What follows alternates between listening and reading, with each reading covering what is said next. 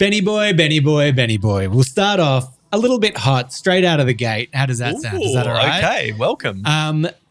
Just over the last few months with everything we've been looking at, I think we might be in the golden age of coffee technology and gear. But the thing I'm noticing is we're not actually in the golden age of coffee preparation. Okay. Yeah. What do you mean by this? I just think that, we've solved a lot of problems with technology. We've got a lot of new things coming in that make it easier than ever to make good coffee. I just don't think that people maybe have the palates or the basic understanding of just the brewing because we're still not making that good a coffee. All right. Look, I don't actually think that's too hot a take there to start with. I agree. I think, we've got better equipment than ever before, but it's still so hard to go in and just find a consistently balanced, delicious coffee. And, I go into big name cafes, big name roasters. I don't know. No naming names. But you get the coffee and it's Yeah, absolutely. I think people are following a lot of rules with coffee, but they're not actually understanding the basics of how to get it to taste good. Yeah. Well, that's why I'm pretty excited about today's epic guest, world barista champion, coffee producer, exporter, educator, and one of Guatemala's most respected coffee professionals, RAUL RODAS. He spent his career connecting coffee pros, sensory experts, producing, bringing it all together. Today, we're going to be talking about how do we actually get espresso to taste good when we're going out. Please. How brewing has changed and how brewing can change depending on the processing of what your coffee has gone through, and some of the misconceptions that coffee professionals have about the coffees that they're serving day to day. Raul, welcome to the show. Woo! Hey, the crowd goes wild. Hey. Welcome, mate. Hey, how's it going, guys? Yeah, it's great. It's an honor to be joining with you guys and having this lovely conversation with you guys. So, my friend, the honor is all ours. Yeah, now, straight off the gate, I just got to ask, how do you day to day have your coffee? Man, waking up, it's I straight up have a filter coffee. Definitely, I'll go something. Normally, I would go with a wash process coffee, I would say. It depends if I'm a natural, not a funky kind of natural, but normally I have a lot of stash of coffees of whatever, geishas or Ethiopians or something like that it's just there. My first coffee needs to be just a really kind of a romantic, I don't get too crazy, just kind of a filter, origami, whatever, and then it's just a brewing method. I love describing it as romantic. That is just a romantic coffee for the morning, just to get me up and get me going. It is the funny thing that you notice that there's so much push out there for and this is maybe the divide between the coffee professional world and the actual consuming world, where everything that seems to be pushed in specialty is naturals, funkies, over the top, this and that. But every pro that you speak to is just give me a clean washed, baby. Just give me that little washy. It's just so over. It's an interesting, exciting area with all this development of these intense flavored coffees. But it's everyone's so fixated on them that every time I walk into a cafe, they're oh, let me show you this thing. And they pull out the vial of, the 120-hour anaerobic. Yeah, the gummy bear of coffee. And I'm just oh. People are what coffee would you like? Not that. I want, I want to try it, but I actually want to drink a washed coffee. I know washed coffees are more chuggable and drinkable and you don't get sick of it as quickly in that. But I guess there probably is just something within coffee professionals as well, and why maybe the everyday person getting into it likes the crazy one, because you know what? You taste what it says it's going to taste like. It's your face. It punches you. You feel smart because you know what it tastes like. Whereas with washed, there's a lot more nuance. And so I guess coffee pros probably feel really big about themselves when they're oh yeah, I'm getting that white peach. I'm getting that little hint of jasmine in there. And it's a bit more nuanced in the way that you pull it apart. Yeah.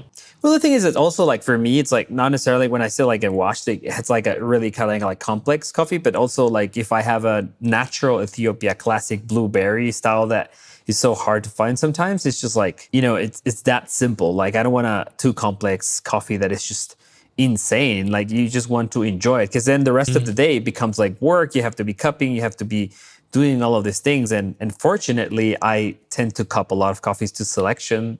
of all the harvest. So sometimes I just save all of these coffees that are like, oh, I want this honey geisha, or I have these Sidra Bourbon, whatever, just trying to pick some stuff that are just simple way coffees. This is an interesting thing, actually, that I think, professionals, there's a requirement to taste coffee, describe it, and we'll kind of talk about this more in a little bit. It's work, right? And so then when you're actually drinking coffee to enjoy, you kind of want something you don't have to work at and really pay too much attention to. It's just enjoyable. Agreed. Yeah. Well, mate, it's so great to have you on here. I think we've actually known each other for quite a while now. Notably, I was lucky enough to actually be on your finals panel as a judge in Vienna 2012 when you took out the World Barista Championships. Yeah, wow. That was. Where did you sit on the scoring? I hope my score sheet was actually okay. I actually, that was the one that I throw it away because I was mad and he scored me down so much. I was like, nah. But no, it was a great panel. I remember that. It was. I hope it was a great experience, though. Oh yeah, I mean, it was incredible. I remember it being such like a complex routine and so many different factors to it because you were brewing up extractions of all different stages of the coffee processing, right? And it was it was a lot to follow as a judge. I was like, oh, take notes, listen, take notes, taste, quick. You put us under the pump. I think that was part of the fun of it because I really like to put challenges to the judges at that point. Like it was like hard for them to keep up. Yeah. And also I think that it was one of the biggest challenges. I don't know if you remember that, but probably you will, but then you kind of like we can switch drinks over and able to kind of like taste different drinks in between judges just to comply everything out. And it was fun.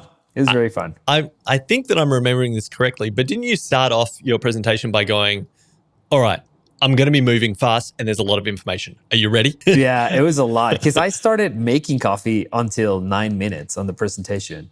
It was like basically 9 minutes just blah, blah, blah, blah, blah, blah, blah, blah, and just like throwing info and stuff like that. So then it was just like 6 minutes of like running of making coffee. You basically made for a podcast. 2/3 of the time spent chatting and then 1/3 to actually start making it is an intense routine. Yeah, it was. And remember that we still didn't have like automatic. I mean, we had grinders but it was not like AK-43 or whatever. It was just like the steel like kind of like that style of a lot of manual work there.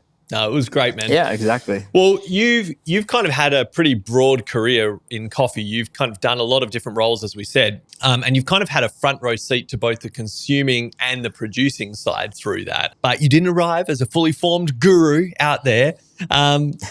Looking back on that journey, what were some of the most impactful kind of learning moments or lessons that you got out of your coffee career? I mean, I think that one of the things is like when I started in coffee, it was just, I started just kind of like customer service. It was like kind of the main thing. I still do. That's one of the main things that I really liked. It's just to talk to people, kind of like get to, meet expectations and stuff like that. And then around, I realized that you can change a people's life through a coffee. And that was the best thing. And it still is one of the best things for me to do. Because I started competing and, so on and so far. I was like 2010, I was second place in the WBC. It hit me and start doing a lot of work in between and, just like traveling around the world for, Jamaica to Peru to like mostly like Latin American countries just to give workshops. And when you start giving all of these workshops and you understand like how things can actually change, like that kind of like motivated me just to like, there's a lot of room to grow to make a good coffee. I mean, there's a lot of good coffee out there, but there's a lot of this side of the world that needs to be improved in tech because we didn't have the information because there was no YouTube, their social media was really short. It's what you guys do right now. And we're still working on having better coffee, serving better coffee. One story that I would normally tell is I went one time to Rwanda. I got surgery. I had appendicitis in Rwanda. The people from the workshop there that I was giving workshop, they were on the hospital that day. One sentence that was from one barista, because I asked him like, what are you doing here? Like you should be working and stuff like that, not in the hospital. And he was like, literally, well, you came across the world just to teach us how to make better coffee. The only thing that we can do is just care about you because you change our lives. And because of that, we're going to have better work and we're going to have better tips, et cetera, et cetera. So I think that kind of like stick to me in terms of like, you can always make a coffee better than it already is, and not just like be, like, oh, this is great and we're finished with that. A cup of coffee for me always can be greater. That's kind of like my perspective on coffee. How beautiful of them. I mean, to be fair, I will say if you've traveled all the way there to teach, if they can just make sure that you don't die while you're there, that feels like a positive thing that you can take away from that experience.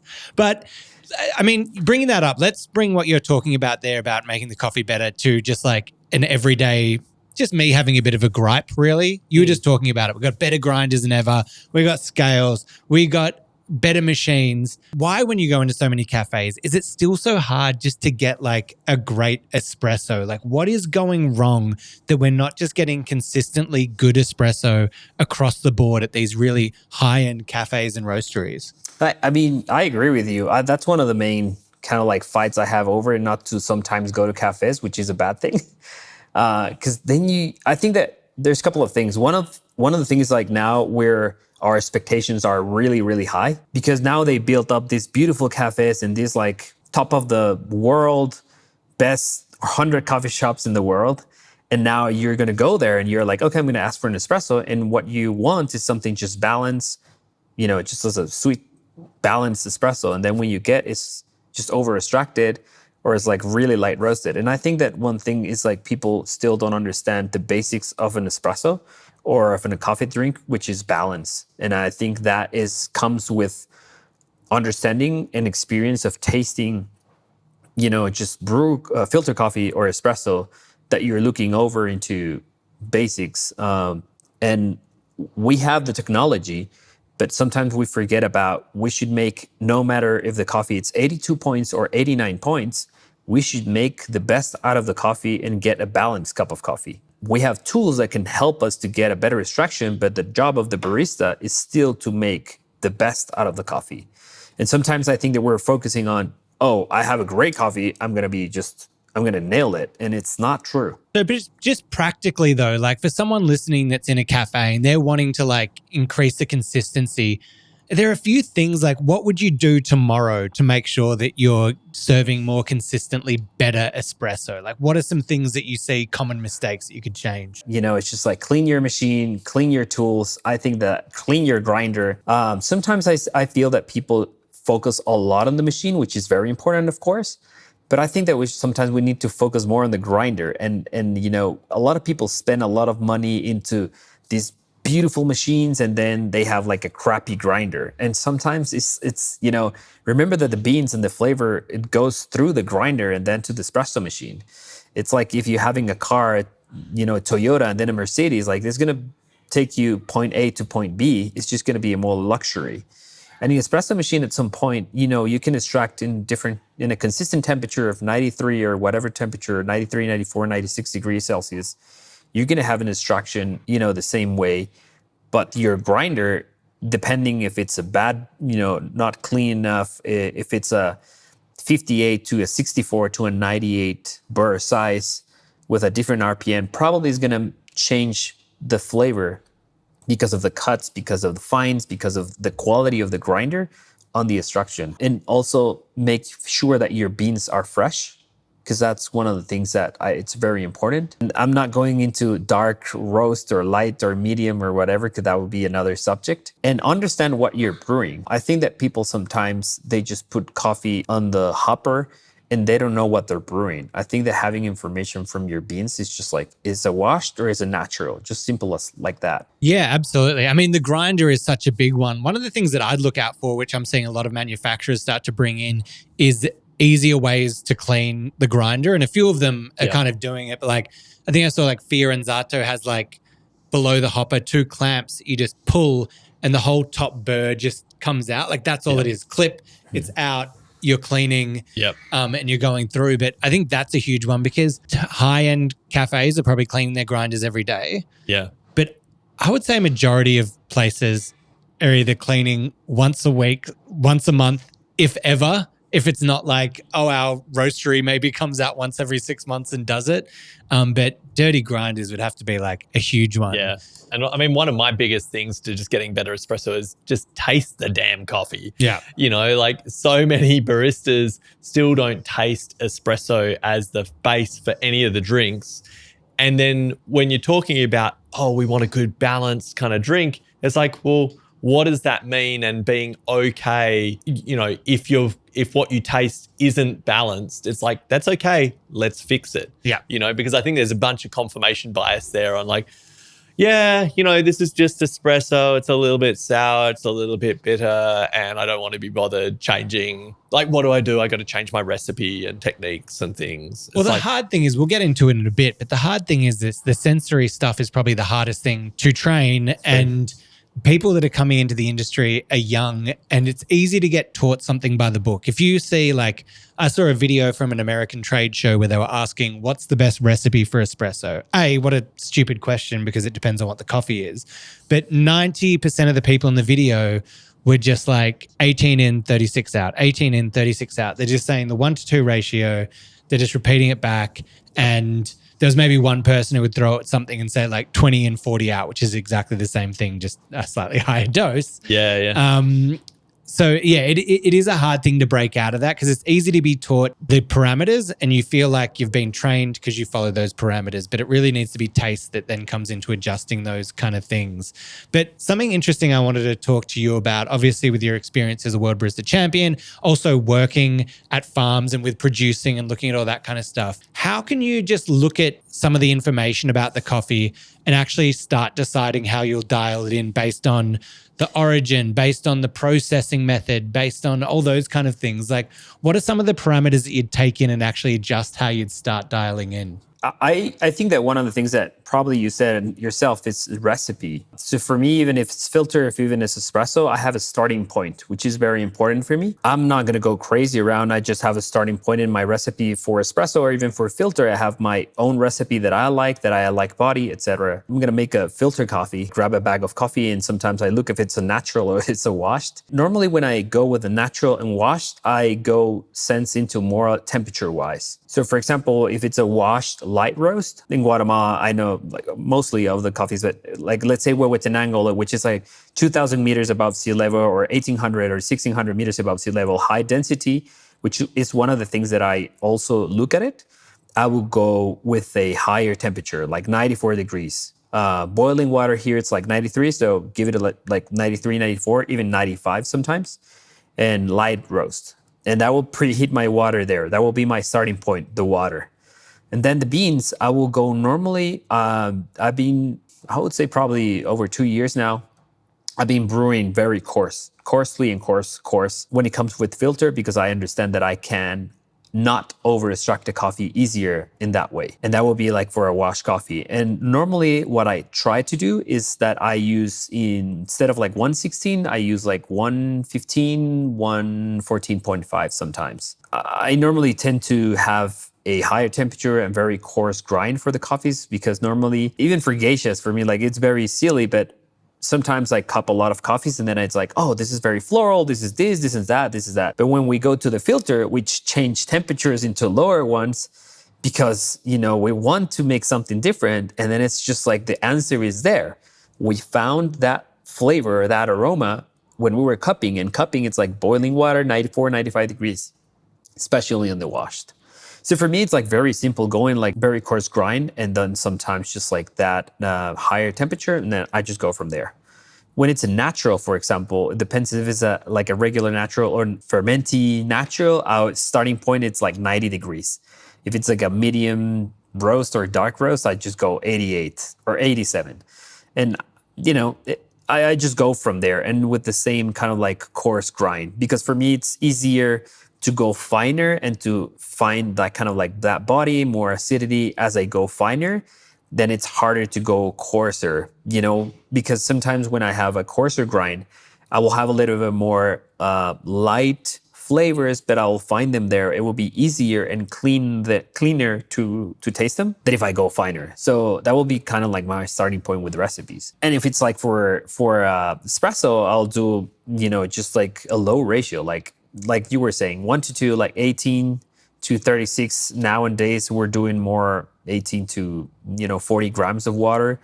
In Tempesta, we go all the way to 50 grams of water. Sometimes I feel that we looked at water as it was something like, oh, stop over extracting and stuff like that. And we forget that water is just extracting coffee, and sometimes the water can balance up the coffee and not necessarily over extracting it.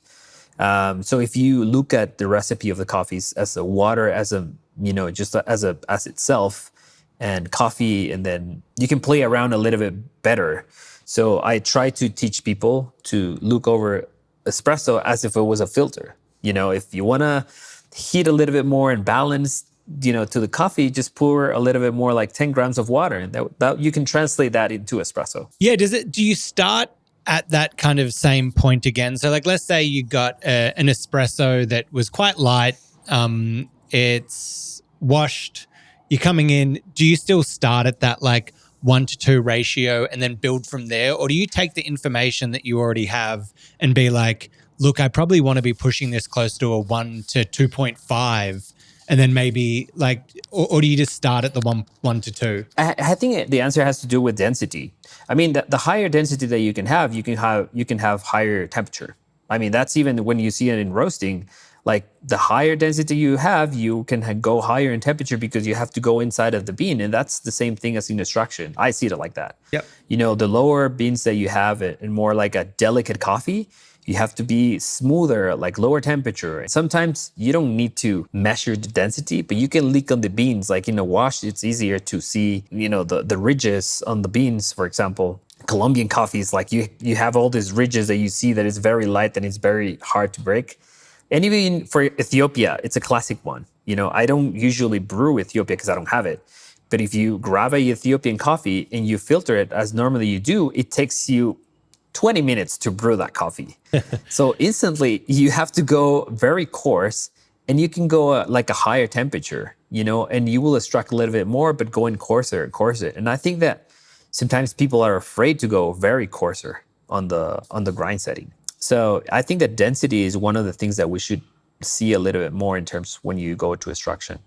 Yeah, that's great. I mean, the processing method is super interesting. I remember we had Juan Campos from Lojas Beans in Colombia on the podcast, and like when we were preparing his coffee, he said, "Why don't you try in the mid 80s for your temperature?" And I'm like, "What? It's too cold. It's too cold." But it definitely tasted way better. Obviously, they've got like a lot of processing and kind of there's a lot more kind of work that went in on the fermentation side with his coffees.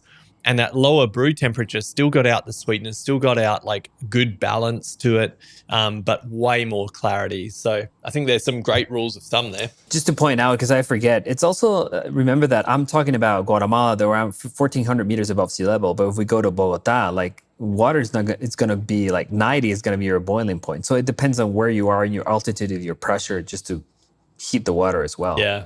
Today's episode is sponsored by our friends at Apex Lab. If you listen to this podcast, you know Apex Lab mineral concentrates. Yeah, these are the products that are used by world champions to unlock the full potential of their coffees. But they've actually just released a new crazy product called Conflux. This is water that's been hit with ultra-low frequency electromagnetic waves. It does sound crazy, but I actually saw some competitors use this technology at the World Barista Championships. Look, I thought it sounded ridiculous, but till we did some tests here in the office, I could actually taste the difference. There was more body, there was more sweetness.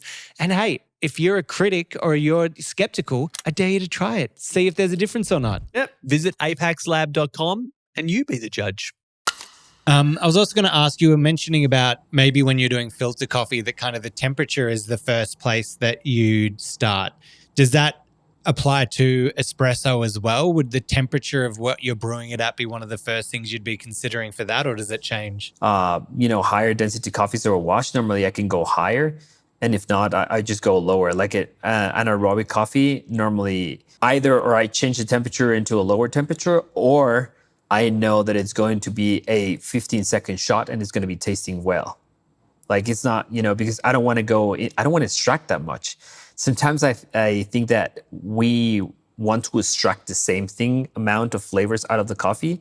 And for example, a super anaerobic coffee like fermenty, pineapple, cocoa, whatever it needs, tasting flavors, if you extract a lot of it, it's going to be like too much. And sometimes, you don't want that much. So you already know what to expect from that coffee. So a 10-second shot sometimes is very good to extract as well, like that.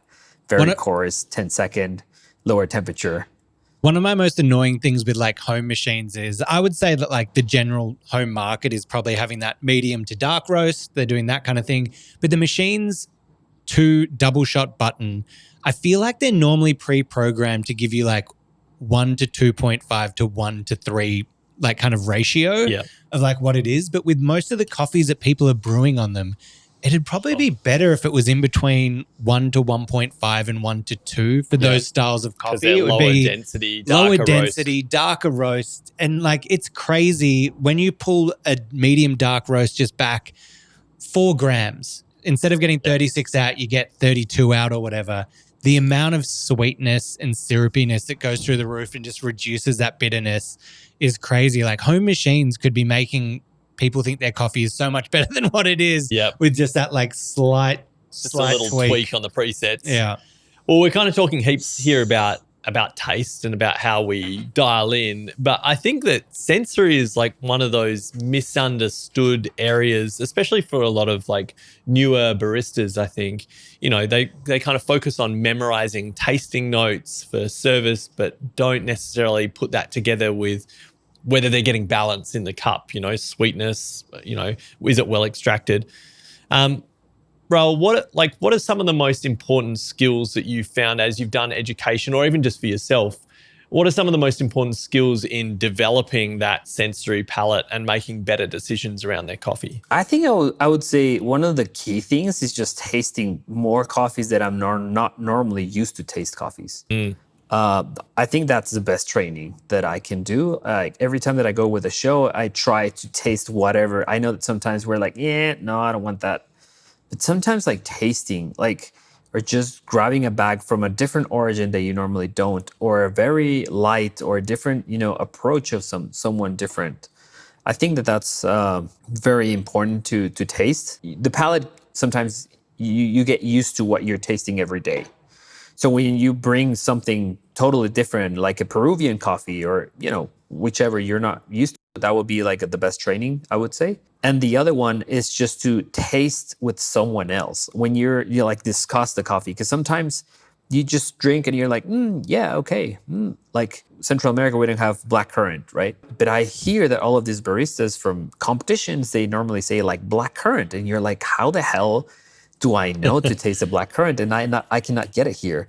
And I think that sometimes discussing a complex coffee, getting into cuppings, or if you can't, it's just like drinking a coffee and it's like, I think and I feel that I have this kind of like taste that reminds me of this. And, asking the other person like, oh, what do you taste like? Oh, for me, it's like, I don't know, blackcurrant, blah, blah, blah, or this. And I think that sharing that ideas is sometimes we taste the flavors, but we don't know what to call them. Yeah. So I think that exchanging words into someone else and asking like, oh, what do you taste it like? That comparison, sometimes it's like, oh, for me it's a lime and for you it's a lemon, but maybe it's the same thing, in our palate. Yeah. And the third thing I would say is just every time that you travel, if you have the opportunity, taste fruits. Like go to the market and just taste. Because even bananas taste different, just one country to another, like mangoes, So that would be the third thing. I want the cheat sheet of like going fast, because I feel like with my sensory skills, right, like I tasted a lot of coffee. It feels like it was a really long like building blocks of like having all these elements kind of put together. If I'm a young barista, how can I teach myself to taste coffee quick? What is the best way around it? When I'm hearing people talk about all these flavor notes and about everything, should I be buying those little vials that smell and I'm sniffing those and getting my nose up in those vials? Should I be going to a cupping because you're tasting them all side by side? Should I just be going to a different cafe every day? Like, what do you reckon is the way to fast track it the best way possible? I think that for me is like, first of all, the flavor wheel, it's one of the best tools that we can have. I know that sometimes a lot of people have controversy that don't like it, but I think that the flavor wheel helps you a lot going step by step.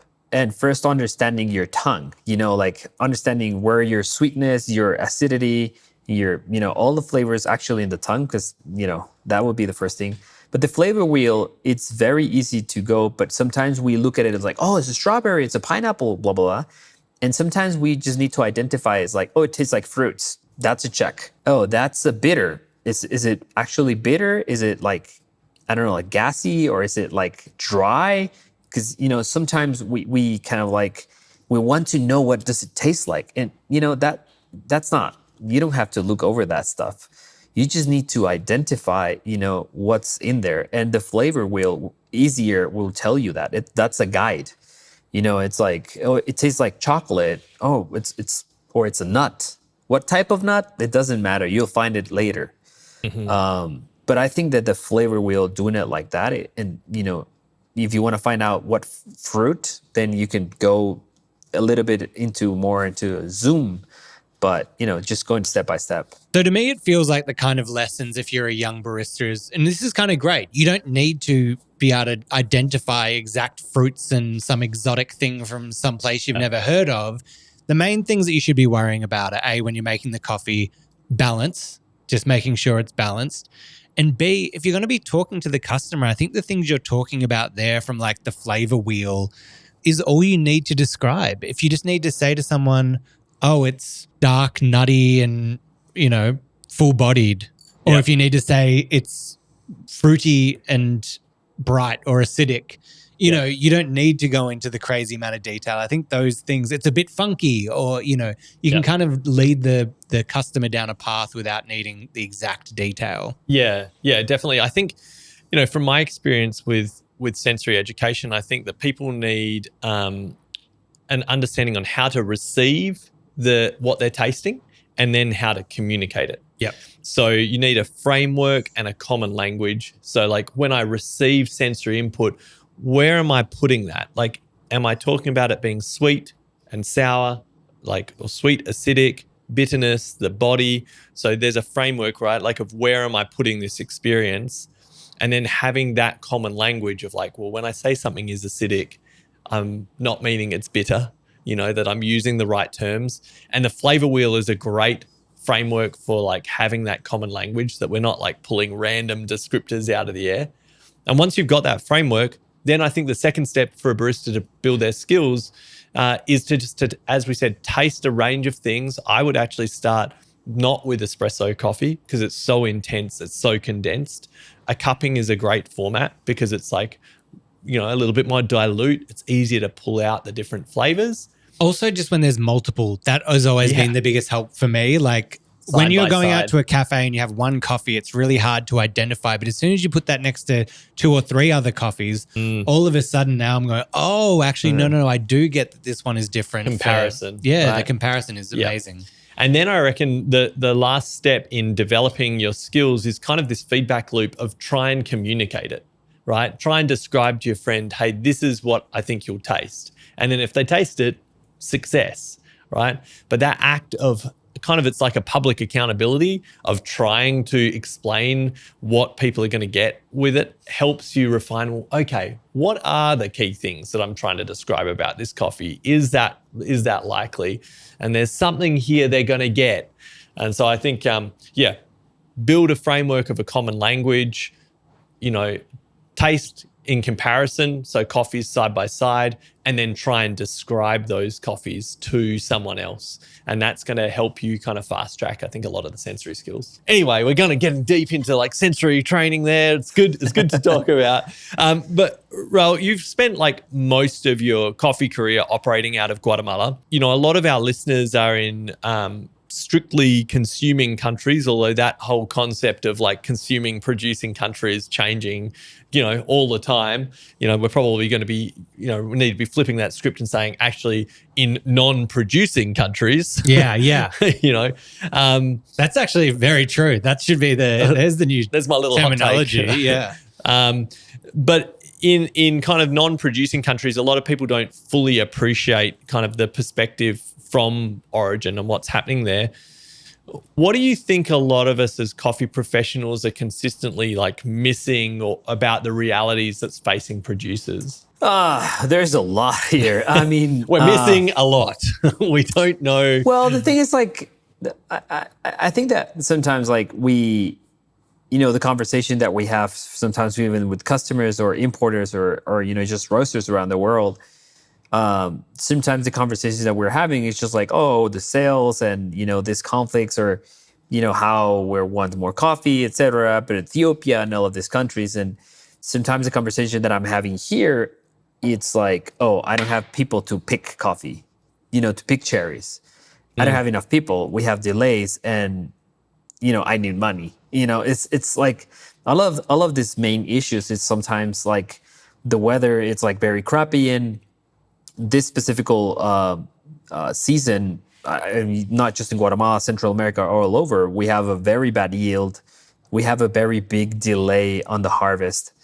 But the people want their coffee right now, they want to be shipped like very fast and stuff like that. And it's not that we don't want to, but there is a lot of issues here that there's not a lot of coffee. The rain, actually, it's hitting on the season that it's shouldn't supposed to be hitting. So we have to, save the coffees at some point to not just to grow that humidity, because if not, the roasters are going to reject them. But still, we don't have enough people. Then it comes like the Saudi market, for example. It wants containers of naturals, but there's not a lot of cherry from that, but a cheap coffee. So there's a lot of issues that I would say that one of the main things is like people is one of the lacking problem that we have overall in Central America, I would say. Weather, of course, but people, I think, is one of the key things that is just hitting us very bad. Because the problem is that when you have the coffee trees and we don't have enough people to pick, before, I don't know if you remember, we used to do like 3 or 4 pickings. We have a lot of people to pick cherries by hand. Now we only do 2 pickings, the same amount of coffee cherries, but the problem is that the quality is going to be lower. The same volume, just lower quality. And now we have less quality, but the same amount, and we have more volume coffee. So the spread of becoming like specialty coffee or like more quality coffee, it's going lower and more expensive because there's more demand and we have, less quantity of coffee, aside from weather problems. So every year I see that we have those issues. And at some point on the other side, we're facing that coffee is more expensive, transportations, importing fees, because of the market is very unstable. The roasters or importers, they don't want to buy a lot of coffee as they used to buy a lot. And now people are like, oh, we want our coffee like faster. And we can't deliver faster because of a lot of these issues. And obviously, like, cash flow is always a big thing. And money is more expensive now because coffee is more expensive now. So, how do we solve this problem? We want to be more productive, but the weather doesn't allow us. We want to grow new varieties and able to be still very on the top of the notch as an origin country, but that takes time and that takes money. And, so it's a bit of an issue in how do you still get really good quality coffees? How do you get profitable? And how do you make it a business instead of like a lot of the issues that we have is young people, they don't want to be agronomists. They just want to go to the US or go to Canada or whatever, or they just want to be medics, or they want to be engineers, or, it's more profitable than growing a farm. So I just rather to sell the land, make a building out of it, make money, and then I just continue my career. So eventually the coffee, it's not going to be extinct, but the coffees, we're going to be running out and more demand, and it's not bullshit, So I think that that's one of the main issues that we're talking about every harvest. To me, it feels like what you're talking about there is we misunderstand the chance for repeatability and for consistency that can come out of a producing kind of landscape, that you've got all of these different issues that are just changing that up, and without feeding enough funds into the economics of it, like to be able to manage like weather variation, labor shortages, and the desire just to keep on growing coffee. It's like, I think the misunderstanding that I feel is at the core of that is that historically, like the specialty coffee movement would say, oh, we're paying for quality, right? We're paying good prices for good quality kind of cups, and that's going to support like doing more of that. But I feel like that entrance into the market isn't enough anymore, right? Like, as you're saying, just paying a little bit above like commodity prices isn't going to cut the mustard with increasing demand globally, decreasing potential for supply, decreasing labor kind of ability, decreasing interest in being a coffee producer. Like, we actually have to make it way more kind of appealing to actually do it. You can't just tick the box and say, yeah, what are the ways? Differential. What are the ways of doing that? I mean, is it like common folk with Zakukabora or whatever, where they're working with the farm, they're buying the coffee? I think it's kind of like a loop. It's like they're buying the coffee, but then a percentage of all sales then goes back into the farm to invest in like building it out there. And you're like, that's an interesting kind of like loop system of how it like pulls off, because it feels hard as like getting that extra amount of money to develop in those other things that you're talking about the new varietal or the new farm they're doing it, where you're just like, screw it, let's just set up a different shop and get rid of the farm and that's going to be better. Yeah. One thing I wanted to jump back to, though, it was kind of cut out for a second, so I just want to get it clear of what we're hearing. You were saying that you think with how everything's going with youth working in coffee, with the cost of coffee, that it might be close to being extinct in the future? Well, I think extinct is a word that it's probably, very, very, explosive. But what I'm trying to say, it's like sometimes, 15 years ago, we were not afraid that there was a lot of coffee. There was like Brazil, Vietnam, and we didn't think about we were going to have issues about having coffee. And now Brazil, every year, where everybody's like looking over like how the production is going to be, and that's gonna basically look over the market, and everybody's like scratching, their nails. This year, from 20 years that I've been in the industry, this is the first year that I see, like, I hear like Panama have like this 60% like down on the yield, and it's one of the ages or stages that Panama, you'll see like they're just hitting with the gauges and like being, just like representative. And now we're seeing Guatemala as well, and Costa Rica, and everyone heard about this. And Guatemala we normally would have September all the way to March, you will have these coffees. But every year we see that the harvest finishes in August and it starts in September. And now what happens is like we're still shipping coffees, fresh coffees, because they're fresh, while the harvest starting the next year. So it's like we're getting kind of like back to back into this loop, which is very bad, because the flower, even for the flowering, and this is the weather reason, the flowering and the raining is happening when it shouldn't supposed to be happening. So you're getting plants mixed up in between. Now we're gonna have cherries and now we're gonna have flower at the same time, and it just doesn't make sense. And putting this together, we don't have enough people to pick all of these cherries at the same time, because I don't know if a lot of people knows this, but people come to pick cherries just the harvest time. You cannot get, it's not like you have 60 people working in a farm. They just come when it's harvest time and they pick and they go and they do cardamom, and then they go to another country and then they go to another city. So it's a mutual problem, and there's more demand, there's more consumption, and people are selling the farms. People, they don't see it as a business, they see it as a waste of time.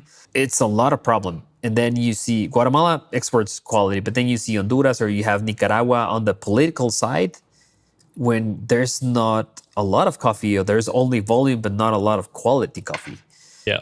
And the only little quality that they have, it's very expensive. So is that top of the notch of the market, or is going to be in the general market?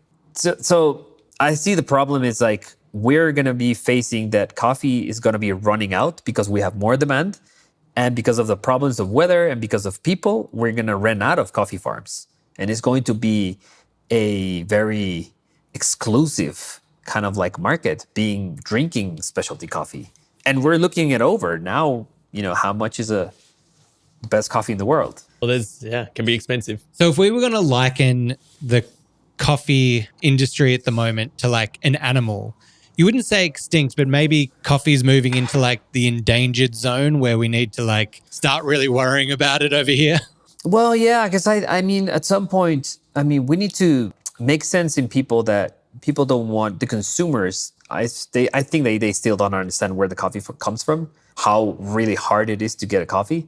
Unless you're in a coffee farm, you maybe have an idea, but the stress that the farmer has every day because it's raining or not raining, because your life depends on it. So I think that we need to have a little bit more conscious and to teach a little bit more into like coffee can be a business and not just in coffee shops or in roasteries, but coffee can be a business in farms because we need to start from there. We don't need to lose that incentive and able to have better farming and trying to teach all those youth people that we need more farms and able to have more coffee. I think that's a great outlook, and I know a lot of development agencies have kind of talked about that, of like the kind of work from in coffee producing landscapes, of saying this isn't just a cash crop. You should be going from coffee producer to coffee business, which is easier said than done, but it's understanding how to make it profitable and how to actually make it appealing. Yeah.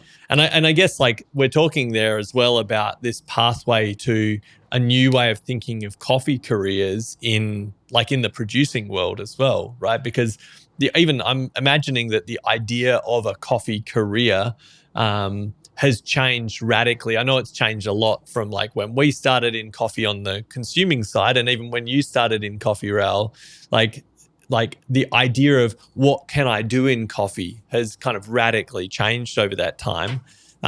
It seems like there's in some ways more opportunities, but we've got to think creatively about where the future of those are.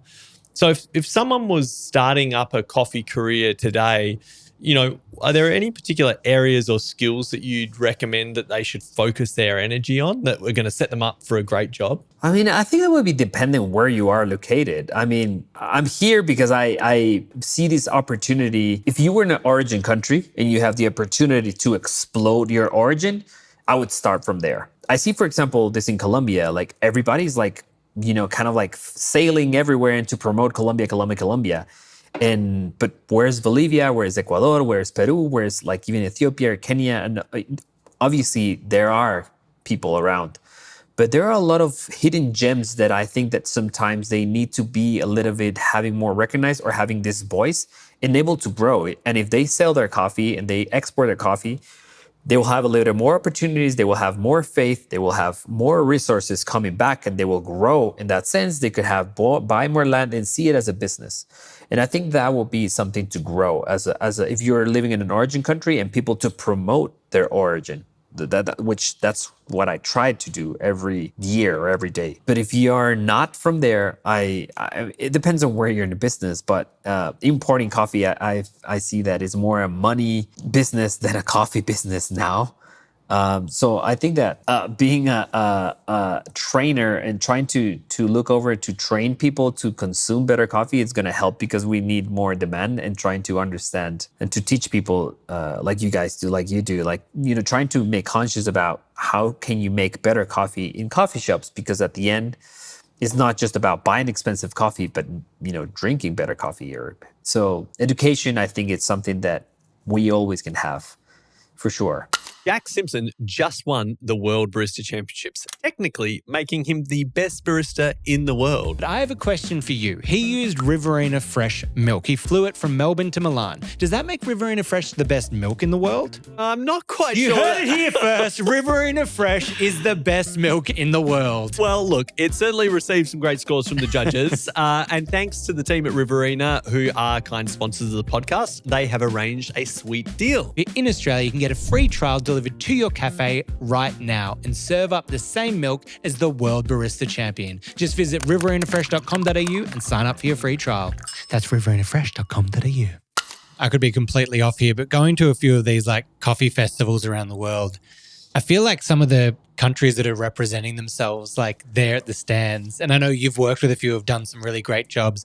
I feel like some of them are like the representation of the coffee when it's like A, might not be the best coffees, and B, it's just in the big pump vat kind of thing. I'm like, if it's just like, let's pick 3 of the hidden gems from like this country that represent the different styles that you could get and serve them in a really delicious pour over that is just straight there. I'd just be like, obviously we know that all these producing countries are going to make, 82-point coffees that you're like, yeah, cool. Yep. But it's like, get me a bit more excited about, what it could be, and where it's moving. Which I guess goes back to Raul's point about kind of that promotion and storytelling. Yeah. So I think that communication and that communication piece is such a big skill all through the coffee chain, because we do work with lots of different people. So I think figuring out how better to talk with other people in the chain or different audiences about what's happening, I think then the messages of change can flow through that pipeline. But I think as well, like the other big skill set that I've seen really work well, and you've done this exceptionally well, Raul, is pairing kind of a skill in coffee, but then adding something else alongside it that kind of complements. So it's not just about making better espresso, but then it's also about communicating really well. It's maybe not just about kind of setting up a coffee brand, but it's also like understanding finance as well. That you're bringing these other tangential skills to the coffee world, and that is really strengthening it. So I think, for people who want coffee careers, it's like what stuff that is associated with the business or the work of coffee, but is sometimes thought as outside of it, can you actually become an expert in the coffee space? I mean, I agree with you. And just to add on something to go back, because I forget, I think that one of the things that also to be recognized, what you were saying, Rohan, is just like even origin countries, like competitors should find their own coffee and finding that gem and representing and taking the risk or the balls, just doing it, even though that you think that you're going to be failing. But everybody goes to the safe zone and say like, oh, I'm going to go and buy, I don't want to say like Panama, but it actually, like 70% of the people go to, I'm going to buy this Panama. And then you go like, you're not doing nothing to compete. You're not doing a challenge. You're just going through the safe zone. And sometimes what you do and what you need is just going out of the safe zone and trying to find that beautiful Kenya, washed or natural or whatever, and just putting it out there and see like, oh shit, like this is something different. This is something new. And that goes through like what you were saying about, the origins are representing like name top of 3 coffees or whatever, or farms. And I think that we're missing that, even like not as only competitors, but as a coffee shops, as a sourcing guys, as a green buyers, like try to find find this coffee and just make it your pearl or your number 1 coffee and just explode it and promote it. And that helps to promote the origin, promotes the farmer, and you go on and off. But the easy way I think is just like to buy. It's very hard not to mention, like farmers, but because I'm Liam not can saying beep you anything out. against Beep, it. beep, beep, beep, beep.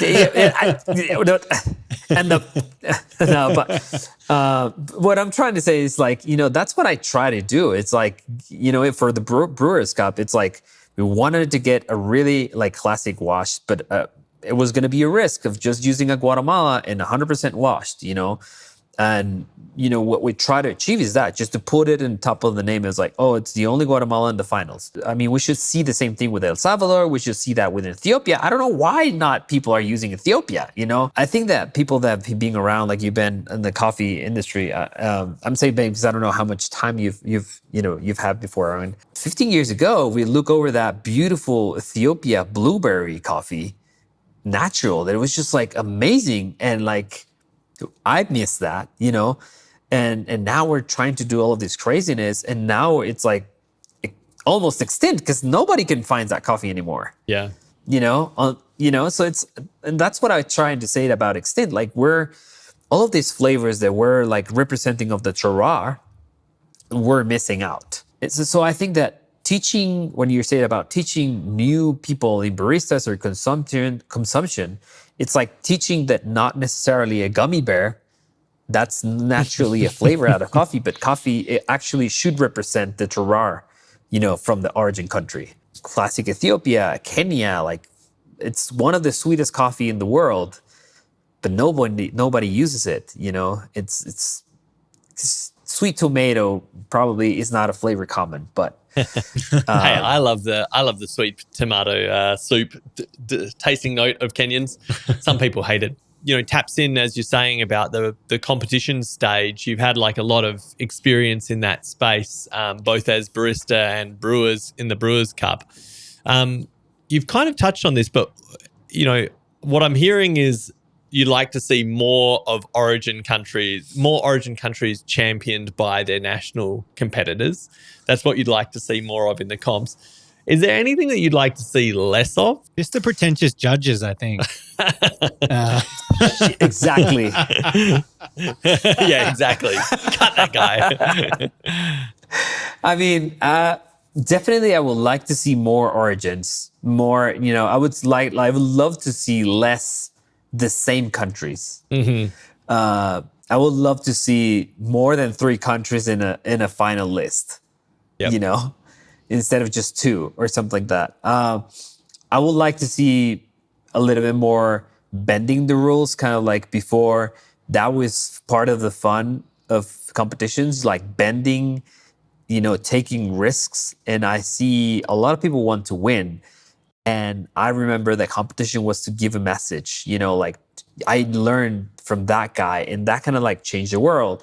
Like go back from Stephen Morrissey, or go back from Alejandro using flour, like something like that. I don't know. All of these things that I think that I would love to see more bending the rules and trying to have a really good message instead of just like, I'm having this fucking great coffee and it's a 95 plus and it's gonna nail it.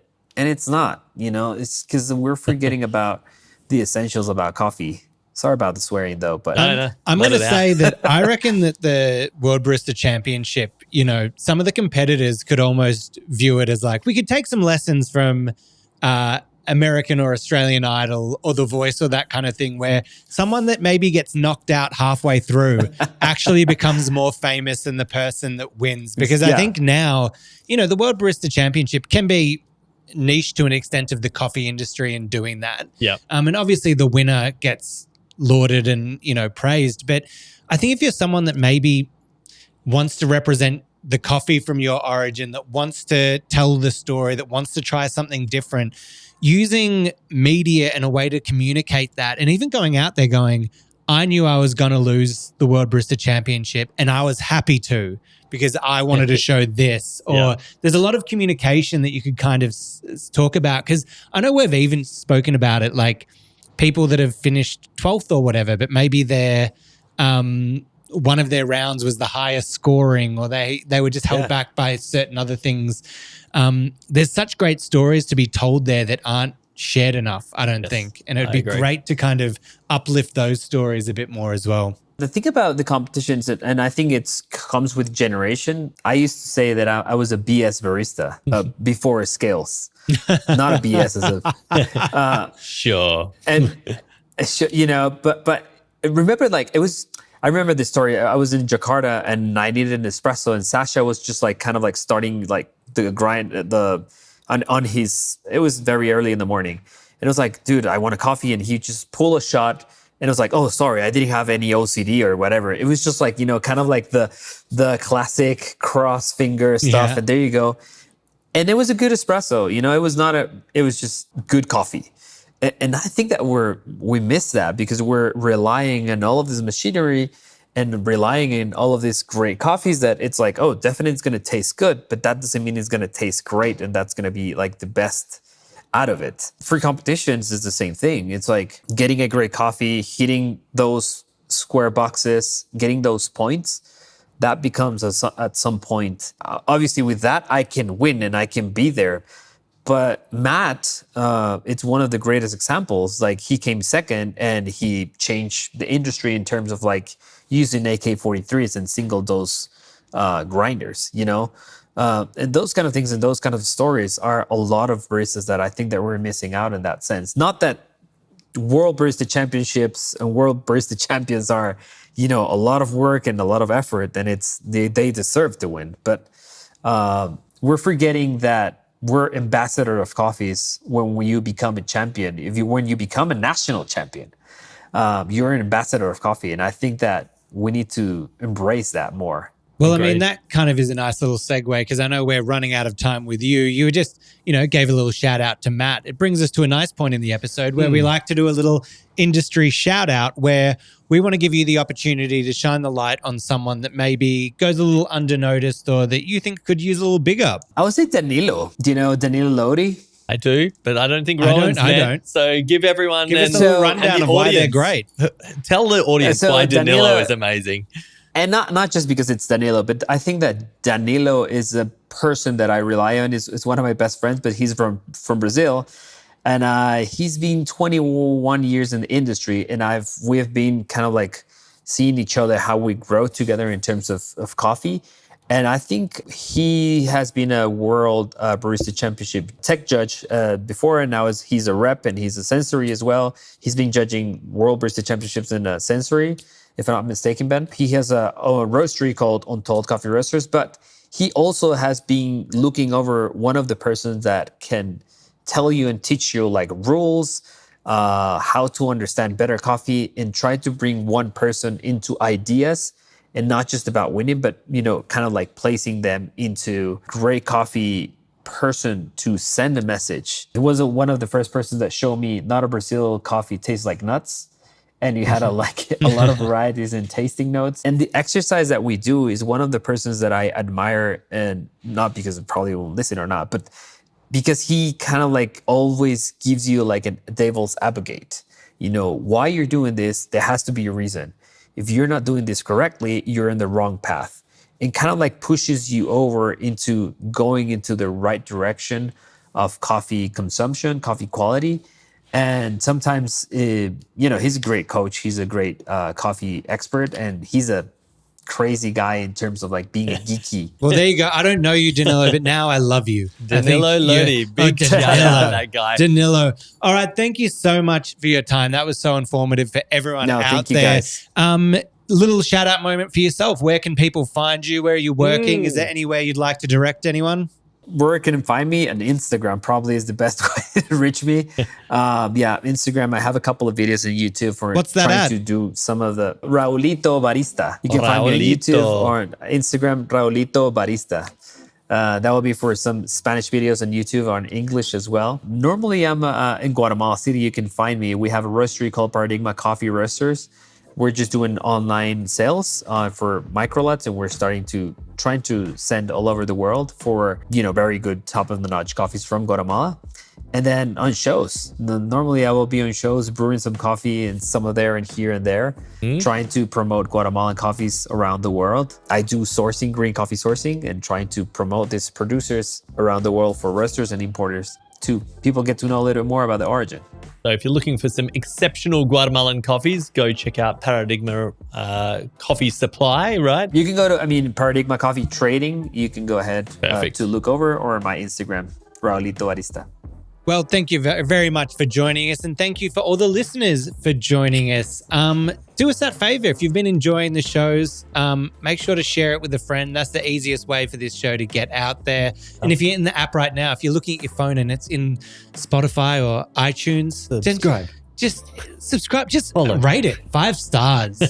If you give us 4 stars, don't worry about it. Don't bother. Don't spend the time. Just give us a 5. That's all we want. You can always hit us up on the email at hello@itsjustcoffeepod.com or on the socials at It's Just Coffee Podcast.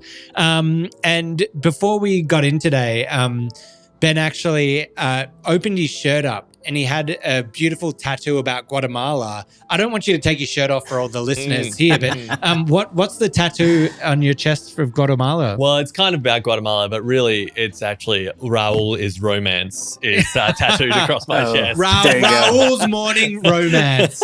Describing coffee as a morning romance. Bad romance. It's a bad romance. There's also Lady Gaga on the side there. Thanks for joining us, guys. We'll see you next time. See you guys. Thanks. Thank you.